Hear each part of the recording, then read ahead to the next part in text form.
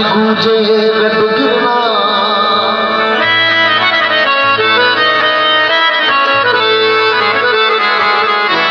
नीले हसवार हुए तारो कुल संसार दास जे राम की अनति सुन के बाबा जो मेरे द्वार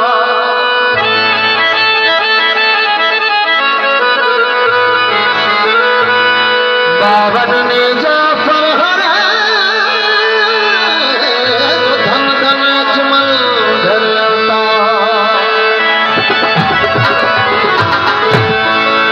गाय द्वारा गोरड़ी में कुड़ता खीर पूजा आसन जोड़ के मितवा बोरामा पीर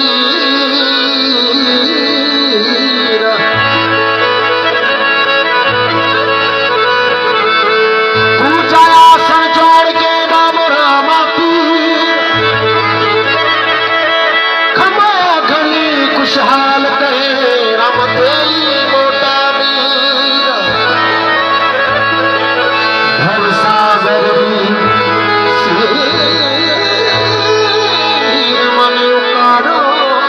अजमाल रा बड़े सुंदर भजन है जोर से जयकार बुलाओ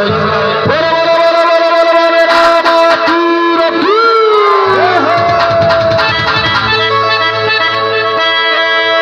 तो यानी से जो मैं वट चाहे आई था वट कोड़ा है चाहे तो आवाज से भी आशे और जयकार जोर से बुलाओ से बोलो बोलो बोलो बोलो भाई राम तीर की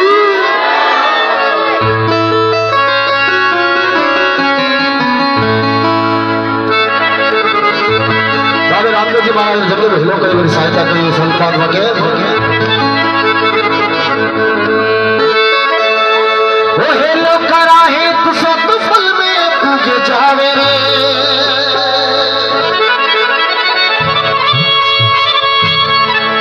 वो हेलो कराहे तो सत फल में पूजे जावे रे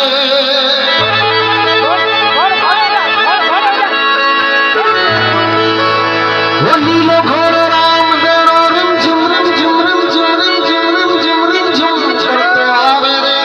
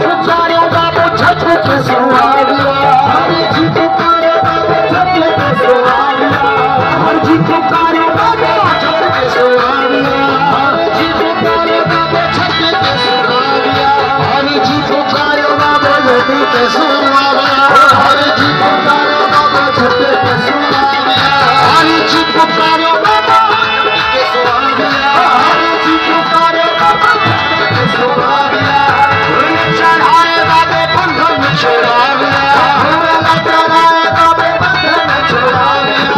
फूल चढ़ाए बाबे बंधन छुड़ाविया फूल चढ़ाए बाबा बंधन छुड़ाविया जनन बाजे घोड़े रखा रखू जनन बाजे घोड़े रखा